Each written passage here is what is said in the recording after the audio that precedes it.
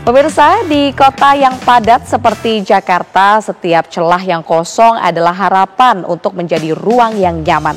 Dulu, kolong-kolong flyover identik dengan tempat yang gelap, kumuh, dan juga tak terurus. Tapi di sini pemirsa, kita akan melihat seperti apa celah baru di Jakarta tersebut dimanfaatkan.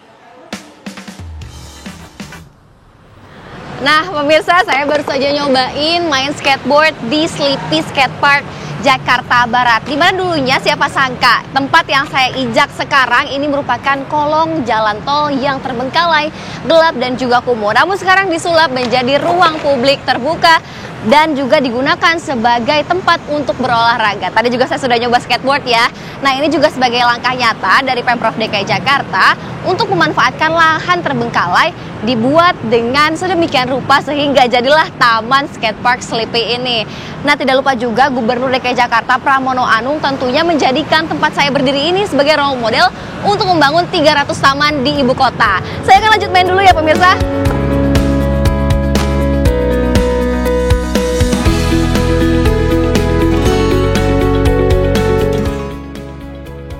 Sebuah ruang publik baru hadir menjadi oase bagi anak muda dan masyarakat untuk berolahraga, berkreasi, dan beristirahat dari riuhnya aktivitas kota. Dinding-dinding abu flyover yang dulunya kelam, kini berhias grafiti dan tanaman vertikal. Bagi banyak warga, ini bukan sekedar taman, tapi simbol bahwa ruang terbuka bisa diciptakan, bukan hanya dicari.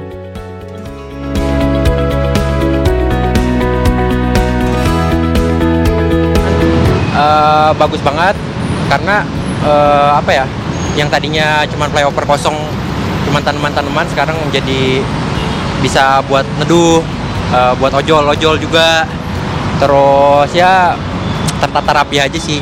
Yang utama jangan nyampah sih, karena ini kan umum, gratis lagi, apalagi gratis, ada wifi, ada tempat duduk juga nyaman, ya sama-sama dipelihara bareng-bareng aja sih, karena ya semua orang juga berhak menggunakan fasilitas yang ada di sini.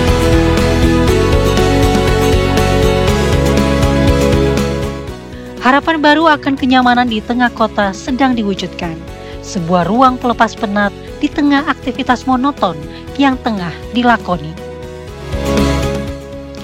Bagi penggemar skateboard seperti Febri, kehadiran fasilitas ini mengubah cara mereka beraktivitas. Mereka tak perlu lagi main di jalanan yang berbahaya, karena di sini sudah tersedia arena dengan standar profesional.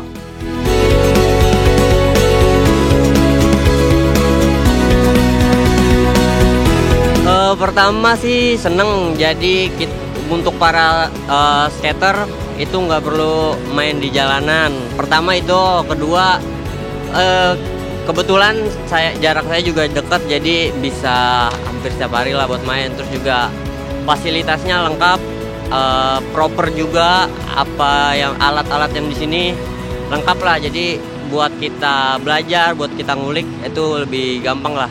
Itu aja sih sebenarnya.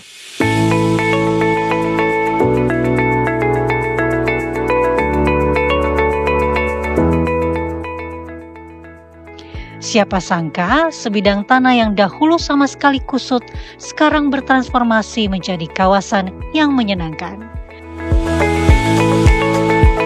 Bagi Uci dan Reva contohnya, mereka menjadikan taman di bawah flyover ini sebagai tempat berkumpul dan beristirahat.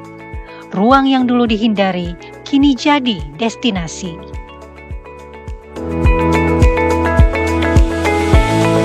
Lagi break emang kerja. Lagi jam istirahat. Soalnya kalau biasanya di belakang gedung, cuman kalau di belakang gedung kan panas ya. Terus kita ngelihat di seberang kok ada adem areanya gitu. Terus yaudah kita cobain di sini, ternyata emang enak tempatnya. Adem. Underpass kan biasanya kita mikirnya kayak kotor apa segala macam, ternyata bersih, rapi, enak. Overall sih oke ya Mbak. Menurut aku yang penting sih kebersihannya dijaga, karena kan ternyata dipakai buat orang ngerokok juga gitu. Terus ada toilet juga. Yang penting kebersihannya sih sama tertib, karena kan ada kendaraan-kendaraan yang diparkir juga. Karena di sini tempatnya adem sih Mbak, daripada di pinggiran jalan kayak gitu. Terus kebetulan ini deket juga sama kantor saya gitu. Ternyata pas saya lihat tempatnya oke juga, nyaman gitu.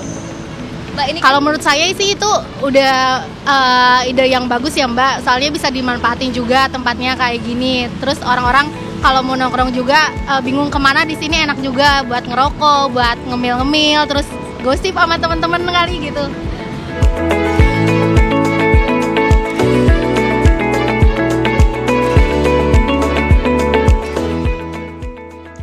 Dari sisi perencanaan, Pemprov DKI menggandeng banyak pihak termasuk komunitas, CSR swasta, dan DPRD untuk mendorong program pemanfaatan kolong tol sebagai taman mini dan ruang kreatif. Karena sejatinya, dari 30% target ruang terbuka hijau, Jakarta baru mencapai 7% saja.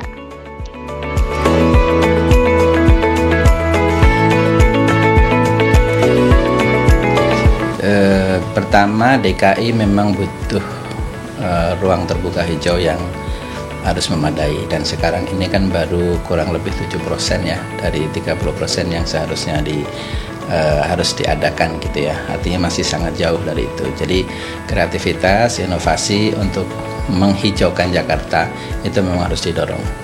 Nah, jadi kalau Pak Gubernur ada inovasi baru,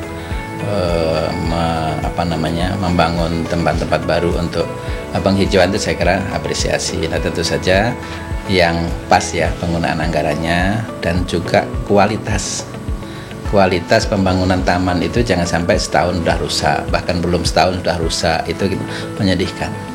Yang jelas kalau kita DPRD melihat kemanfaatannya kepada masyarakat harus merasa memiliki dan bertanggung jawab atas amanah Jakarta ini.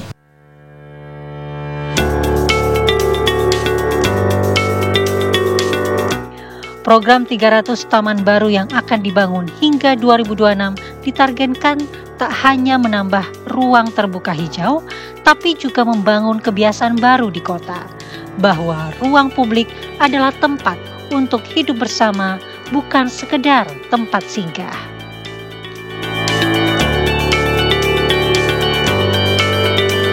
Ya, perasaan saya sih senang ada tempat istirahat ya buat siang-siang gini, adem gitu kan.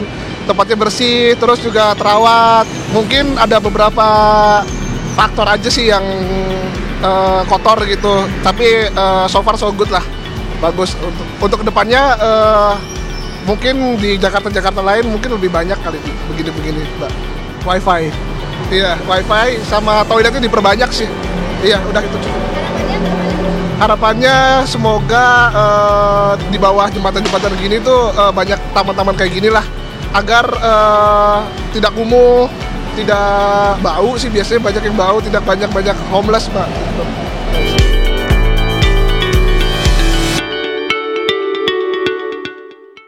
Kolong flyover yang dulu kelam, kini tak lagi suram.